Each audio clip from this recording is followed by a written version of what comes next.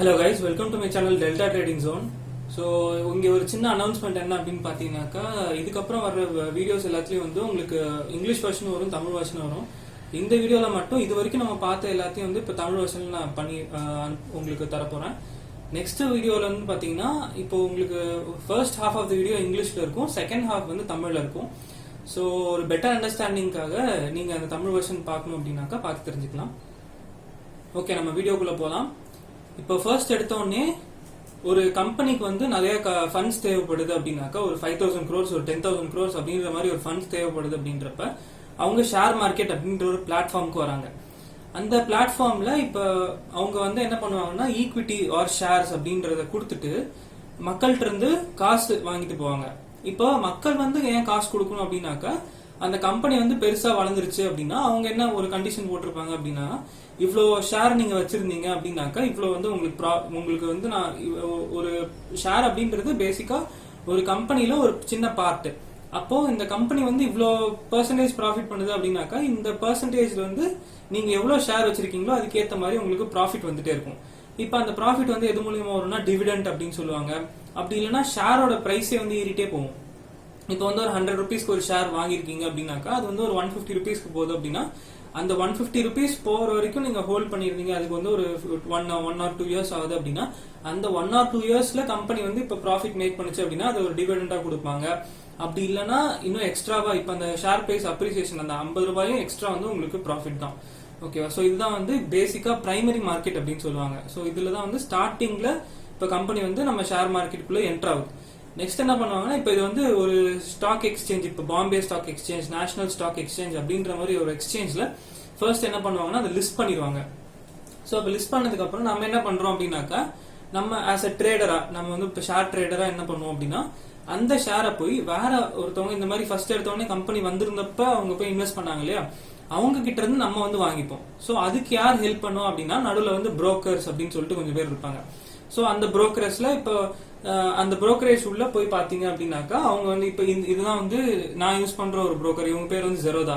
So இதுதான் வந்து அவங்களோட பிளாட்ஃபார்ம். ஸோ இப்போ இண்டிகோ ஏர்லைன்ஸ் நீங்க கேள்விப்பட்டிருப்பீங்க. இதுல எப்படி இருக்கும் அப்படின்னாக்கா, ஒரு ஷேரோட பிரைஸும் வந்து ஷேரோட பிரைஸ் எல்லாமே இருக்கும். இப்ப கம்பெனியோட நேம் வந்து இதுல கொஞ்சம் வித்தியாசமா இருக்கும். இப்ப இண்டிகோ ஏர்லைன்ஸ் அப்படின்றது நமக்கு தெரிஞ்ச பேர். இதுல வந்து எப்படி இருக்கும் அப்படின்னு பாத்தீங்கன்னா, இண்டிகோ அப்படின்னு இருக்கும், அவ்வளவுதான். ஸோ அந்த இண்டிகோவை கிளிக் பண்ணி நீங்க வேணும் அப்படின்ற எவ்வளவு நம்பர் ஆஃப் குவான்டிட்டி வேணும் அப்படின்றது ஷேரை பை பண்ணிக்கலாம், செல் பண்ணிக்கலாம். இது எப்படி பெர்ஃபார்ம் பண்ணிருக்கு அப்படின்றத ஓவரா பீரியட் ஆஃப் டைம் எப்படி பெர்ஃபார்ம் பண்ணிருக்கு எல்லாத்தையும் நீங்க பாத்துக்கலாம். ஸோ இதுதான் பேசிக்கலா ஒரு எக்ஸ்சேஞ்ச் அப்படின்னா ஒரு செகண்டரி மார்க்கெட் அப்படின்னு சொல்லுவாங்க. ஸோ இது எல்லாத்தையும் கவர்ன் பண்றது என்ன அப்படின்னு பாத்தீங்கன்னா, SEBI, securities and exchange board of India அப்படின்றது வந்து இதை வந்து கவர்ன் பண்ணுது. ஓகேவா? ஸோ இந்த இண்டிகோவை நீங்க கன்சிடர் பண்ணீங்க அப்படின்னா, இப்ப ஷேரோட பிரைஸ் வந்து எப்படி ஆல்டர் ஆகுது அப்படின்னு பாத்தீங்கன்னா, எவ்வளவு நம்பர் ஆஃப் பையர்ஸ் இருக்காங்க, எவ்வளவு நம்பர் ஆஃப் செல்லர்ஸ் இருக்காங்க அப்படின்றத பொறுத்து தான்.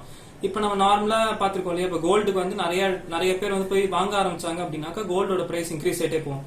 ஸோ அதே மாதிரிதான் ஷேர் மார்க்கெட். இப்போ வந்து ஷேர்ல போயிட்டு இப்ப இண்டிகோ ஏர்லைன்ஸ் வந்து இப்போ கொரோனா டைம்ல ரொம்ப கம்மியா இருக்கு. ஸோ இப்போ நான் என்ன யோசிக்கிறேன்னா, சரி ஓகே, இண்டிகோ ஏர்லைன்ஸ் பின்னாடி வந்து நல்லா ஃபியூச்சர்ல டெவலப் ஆகிறதுக்கு வாய்ப்பு இருக்கு அப்படின்னு சொல்லி நான் இப்ப நிறைய பேர் இதே மாதிரி யோசிக்க ஆரம்பிச்சாங்க அப்படின்னாக்கா, 1000 rupees போய் நான் நிறைய பேர் பர்ச்சேஸ் பண்ண ஆரம்பிக்கிறாங்க அப்படின்னாக்கா, அந்த 1000 rupees வந்து கொஞ்சம் கொஞ்சமா ஏறிட்டே போகும். இப்ப சப்போஸ் வந்து இல்ல இந்த இண்டிகோ ஏர்லைன்ஸ் இன்னமும் கொரோனா முடிஞ்சாலுமே இது வந்து சரியா பெர்ஃபார்ம் பண்ணாது அப்படின்னு ஒருத்தவங்க யோசிச்சாங்க அப்படின்னு நிறைய பேர் யோசிக்கிறாங்க அப்படின்னாக்கா, அந்த ஷேரை போய் வித்துட்டே வருவாங்க.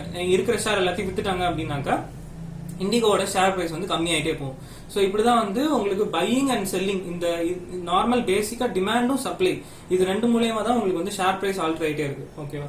ஸோ அதுக்கப்புறம் வந்து பாத்தீங்கன்னா, இப்போ நார்மலா நம்ம கேள்விப்பட்டிருப்போம் நிப்டி, சென்செக்ஸ் அப்படின்றதும் நார்மலா கேள்விப்பட்டிருப்போம். ஸோ இப்போ ஒரு கம்பெனிக்கும் இதே மாதிரி பையிங் அண்ட் செல்லிங் இது மூலியமா வந்து பிரைஸ் ஆல்டர் ஆயிட்டே இருக்கு. ஸோ இந்த ஆல்டர் ஆகிற பிரைஸை நான் எப்படி கேப்சர் பண்ணுவேன்னா, இப்போ ஒட்டுமொத்த இந்த ரிலையன்ஸ் இண்டஸ்ட்ரீஸ் அப்படின்ற ஒரு கம்பெனி ஷேர் இருக்கு, HDFC இருக்கு, இது எல்லாமே எப்படி வந்து ஓவராலா பெர்ஃபார்ம் பண்ணுது அப்படின்றத நான் வந்து கேப்சர் பண்றதுக்கு தான் நிப்டி 50 அப்படின்ற ஒரு இண்டெக்ஸ். இப்போ இதுல வந்து 50 டாப் கம்பெனிஸ் இருக்கும்.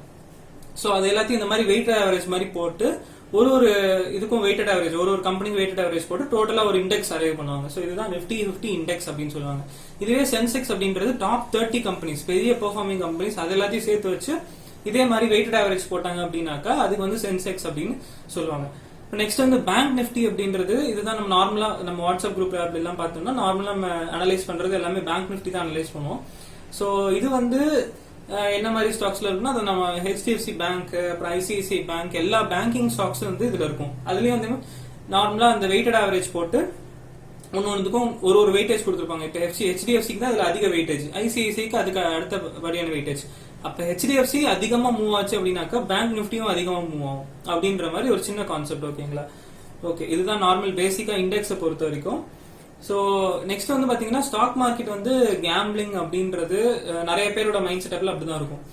ஏன் அப்படின்னாக்கா ஒரு சில பேர் வந்து ஒரு சில நிறைய இன்ஸ்ட்ருமெண்ட்ஸ் இருக்கு, அது மூலயமா இப்போ நீங்க ஒரு 10,000 rupees போடுறீங்க அப்படின்னாக்கா அது வந்து 20,000 ஆகிறதுக்கும் சான்ஸ் இருக்கு, 5,000 ஆகிறதுக்கும் சான்ஸ் இருக்கு அப்படின்ற மாதிரி நிறைய விஷயம் இருக்கு இந்த ஸ்டாக் மார்க்கெட்ல. ஸோ அப்படின்றப்ப இப்போ சரி ஓகே, சும்மா நம்ம வந்து இப்போ ஒருத்தர் ஆரம்பிக்கிறாரு, இப்போ வந்து 10,000 rupees போட்டு ஆரம்பிப்போம் அப்படின்னு சொல்லி ஆரம்பிக்கிறாரு. ஸோ அந்த 10,000 வந்து 20,000 போயிருது. இப்போ நெக்ஸ்ட் என்ன பண்றாருன்னா அவர் கையில இருக்க இன்னொரு ஒரு 20,000 போட்டுறாரு. போட்டதுக்கு அப்புறம் அதுவும் வந்து இப்போ மொத்தமா சேர்த்து அந்த 40,000 வந்து 60,000 இருக்குன்னு வச்சுக்கோங்க. ஸோ இப்போ இவர் சும்மா இருக்க மாட்டாரு, நெக்ஸ்ட் அந்த 60,000 தூக்கி அப்படியே போடுவாரு. அப்படி போடுறப்ப நெக்ஸ்ட் என்ன ஆகும் பாத்தீங்கன்னா உங்களுக்கு இப்போ சப்போஸ் ஹாஃப் த வேல்யூவே குறையுதுன்னு வச்சுக்கோ, இப்போ 30,000 வந்துருது அப்படின்னாக்கா இப்ப வந்து உங்களுக்கு பெரிய லாஸா தெரியும். ஏன்னா நீங்க ஃபர்ஸ்ட் இன்வெஸ்ட் பண்ண டோட்டல் அமௌண்ட் வந்து பாத்தீங்கன்னா 40,000, ஆனா இப்ப லாஸ் ஆனது 30,000 பக்கம் லாஸ் ஆயிருச்சு. உங்களோட லாஸே வந்து 30,000 பக்கம் ஆயிருச்சு. சோ இந்த மாதிரி ஒரு இதுவே இல்லாம நெக்ஸ்ட் பண்ணிட்டே இருந்தோம். ஓகே, நெக்ஸ்ட் என்ன யோசிப்போம் அப்படின்னா இந்த 30,000 தூக்கி நம்ம போட்டு மீதி இருக்க எல்லா காசையும் நம்ம ரிவைவ் பண்ணணும் அப்படின்னு சொல்லிட்டு அந்த 30,000 போடணும்னா அந்த 30,000 போயிடும். சோ இந்த மாதிரி ஒரு ஸ்ட்ரக்சரே இல்லாம நம்ம போனோம் அப்படின்னாக்கா கண்டிப்பா வந்து ஸ்டாக் மார்க்கெட்ல காசு இழக்கிறதுக்கு நிறைய சான்ஸ் இருக்கு. ஸோ நெக்ஸ்ட் என்ன பண்ண போறோம் அப்படின்னாக்கா இப்போ நம்ம வந்து ஒரு மாடல் மாதிரி டெவலப் பண்றோம். அந்த மாடல் மூலியமா இப்போ ஒரு சில டெக்னிக்கல் அனாலிசிஸ் அப்படின்னு சொல்லிட்டு ஒரு விஷயம் இருக்கு. அந்த அனாலிசிஸ் மூலியமா இப்போ நம்ம என்ன பண்றோம்னா நம்ம ப்ராபபிலிட்டி இன்க்ரீஸ் பண்றோம். இப்போ வந்து நிறைய சான்ஸ் இருக்குன்னு வச்சுக்கோங்க. இப்போ நம்ம வந்து ஒரு டைமும் ப்ரெடிக்ட் பண்றது ரொம்ப கஷ்டம். இப்போ வந்து ஏறுமா இறங்குமா அப்படின்றது ஒரு டைமும் ப்ரெடிக்ட் பண்றது கஷ்டம்.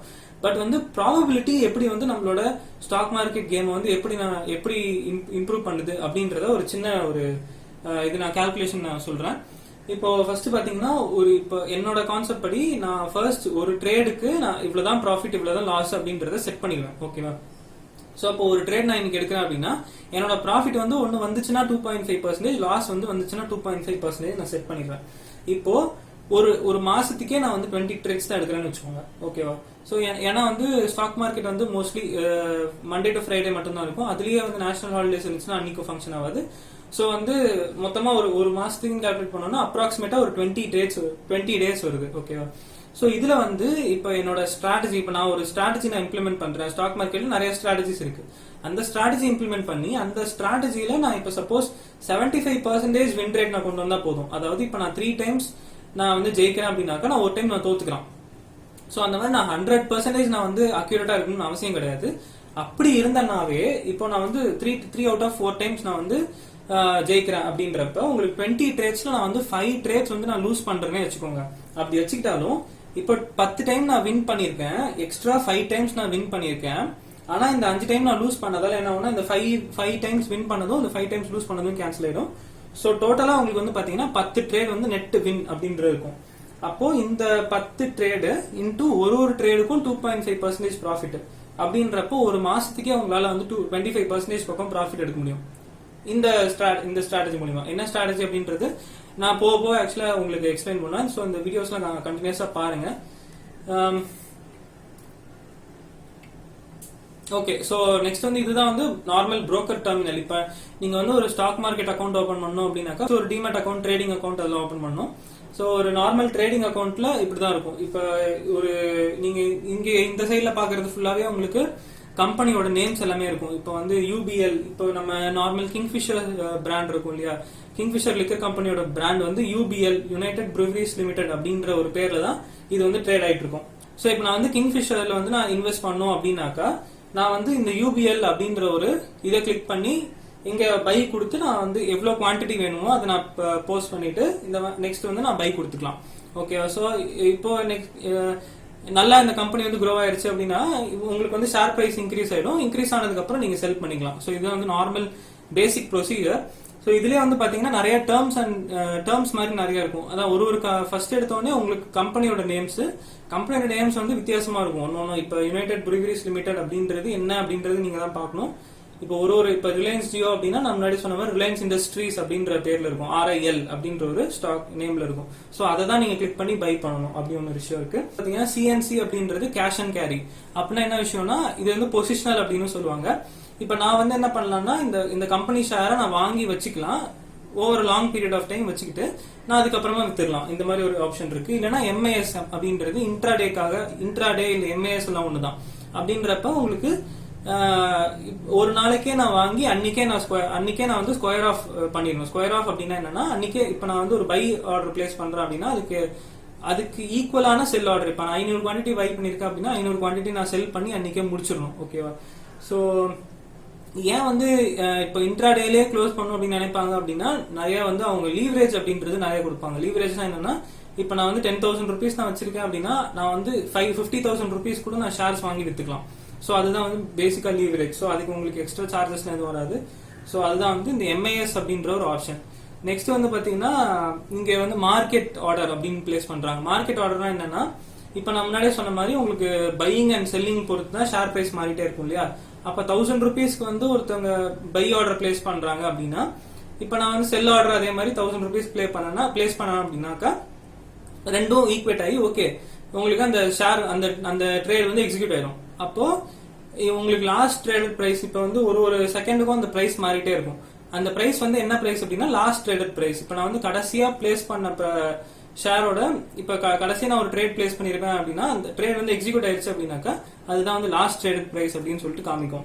மார்க்கெட் ஆர்டர் அப்படின்னா என்ன அப்படின்னா இப்ப ஃபர்ஸ்ட் எடுத்தோடனே நான் வந்து ஒரு ட்ரேட் பிளேஸ் பண்ண போறேன். மார்க்கெட் ஆர்டர்ல கொடுத்துட்டேன் அப்படின்னா ஆட்டோமேட்டிக்கா இப்ப செல் பண்றவன் ஏதோ ஒரு பிரைஸ்ல கொடுத்துருப்பான். இப்ப செல் பண்றவன் 1010ல கொடுத்துருக்கான் அப்படின்னா இப்ப நான் மார்க்கெட் ஆர்டர் போட்டேன் அப்படின்னா எனக்கு வந்து 1010 rupeesல தான் கிடைக்கும்.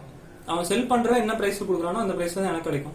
இதுவே லிமிட் ஆர்டர் நான் போடுறேன் அப்படின்னா இப்போ நான் வந்து லிமிட் பண்ணிக்கலாம். இப்ப 1000 rupeesக்கு கீழே இருந்துச்சுன்னா மட்டும்தான் நீ வாங்கணும் அப்படின்ற மாதிரி நான் ஒரு ரிக்வஸ்ட் மாதிரி போட்டேன் அப்படின்னா அந்த 1000 rupeesக்கு கீழே போனா மட்டும்தான் அவன் வாங்குவான். இல்லைன்னா அவன் செல்லர் வந்து எவ்வளவு பிரைஸ் கொடுத்தாலும் 1000 rupeesக்கு கீழே போனா மட்டும்தான் அந்த டிரான்சாக்ஷன் வந்து எக்ஸிக்யூட் ஆகும். ஸோ குவான்டிட்டி அப்படின்றது எவ்வளவு நம்பர் ஆஃப் ஷேர்ஸ் அப்படின்றது. நெக்ஸ்ட் வந்து ஸ்டாப் லாஸ் அப்படின்றது நெக்ஸ்ட் ஒரு மெயின் கான்செப்ட்.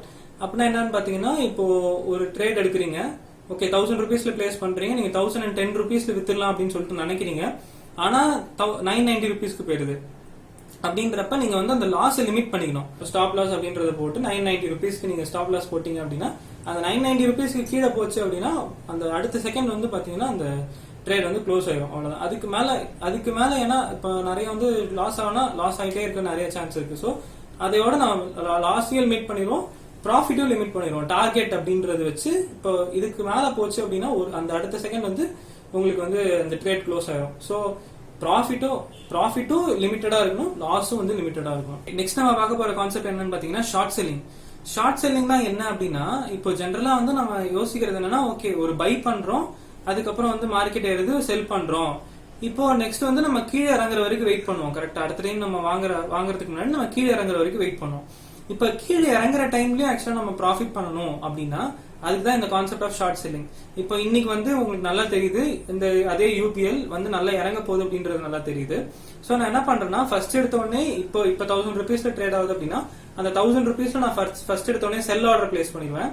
இன்னைக்கு ஒரு ட்ரேடிங் டே அப்படின்னா இன்னைக்கு 3:15 அந்த ட்ரேடை க்ளோஸ் பண்ணி ஆகணும். அதுதான் வந்து ஷார்ட் செல்லிங்ல இருக்க ஒரு விஷயம். சோ அப்ப இன்னைக்கு அந்த ட்ரேட் வந்து நீங்க க்ளோஸ் பண்ணிட்டீங்க, பை பண்ணி முடிச்சிட்டீங்க. இப்ப சப்போஸ் நீங்க எதிர்பார்த்த மாதிரி 990 rupeesக்கு போகுது அப்படின்னாக்கா அந்த 990 rupeesல நீங்க பை பண்ணிக்கலாம். So at the end of the day உங்களுக்கு நோட்ல எப்படி வரும் அப்படின்னா நீங்க வந்து 990க்கு பை பண்ணிருக்கீங்க, 1000க்கு செல் பண்ணிருக்கீங்க அப்படின்ற மாதிரி தான் வரும். சோ இதுதான் வந்து concept of short selling. So ஜென்ரலா இப்ப வந்து பாத்தீங்கன்னா மார்க்கெட்டோட மூவ்மெண்ட் வந்து எப்படி இருக்கும்னா ஒண்ணு மேல போயிட்டு இருக்கும், இல்ல அதே இடத்துல நிக்கும். இப்ப இதே இந்த UBL எடுத்துக்கிட்டீங்கன்னா ஒண்ணு 1000ல இருந்து 1010 போகும், இல்ல 1000லயே நின்றும், இல்லனா 1000ல இருந்து 990 போகும். சோ இந்த மாதிரி 3 டைப் ஆஃப் மார்க்கெட் மூவ்மெண்ட்ஸ் இருக்கு. இப்ப ஒரே நாள்ல இதையும் எப்படி கேப்சர் பண்ணியாச்சு. இப்ப மேலே ஆயிடுச்சுன்னா 1000 rupeesல வாங்குறீங்க, 1010ல வைக்கிறீங்க, 1000ல விக்கிறீங்க, 990ல வாங்குறீங்க. சோ இந்த மாதிரி விஷயம் மூலியமா நம்ம வந்து ஒரு நாள்ல எப்படி மேக் பண்றது அப்படின்றது உங்களுக்கு தெரிஞ்சிச்சு. லாங் டேர்ம்ல இப்ப பை பண்ற மாதிரி லாங் டேர்ம்ல கீழே இறங்குறத எப்படி நம்ம கேப்சர் பண்றது, அதுக்கப்புறம் வந்து இப்ப சைட்வேஸ்ல மார்க்கெட் போச்சு அப்படின்னாக்கா அப்பயும் எப்படி நம்ம காசு சம்பாதிக்கிறது. சோ எல்லாத்துக்கும் வந்து நம்ம இப்ப நெக்ஸ்ட் நம்ம வந்து ஒரு பேசிக் கான்செப்ட் பேசிக்ஸ் மட்டும் பார்க்க போறோம். அடுத்த வீடியோல இருந்து உங்களுக்கு எல்லா டீடைல் எக்ஸ்பிளனேஷன் வந்து அடுத்த வீடியோல இருந்து கிடைக்கும். ஸோ இந்த மாதிரி எல்லா விஷயத்தையும் கேப்சர் பண்றதுக்கு இருக்கிற இன்ஸ்ட்ருமெண்ட் தான் வந்து பாத்தீங்கன்னா டெரிவேட்டிவ்ஸ், ஃபியூச்சர்ஸ் அண்ட் ஆப்ஷன்ஸ் சொல்லிட்டு ரெண்டு விஷயம் இருக்கு. இப்போ ஃபர்ஸ்ட் வந்து பாத்தீங்கன்னா ஃபியூச்சர்ஸ் வந்து எதுக்காக அப்படின்னா, இப்போ நான் வந்து மார்ஜின் வந்து இன்க்ரீஸ் பண்ணணும். இப்போ மார்ஜின் அப்படின்றது எவ்வளவு அமௌண்ட் எனக்கு தேவை அப்படின்றது.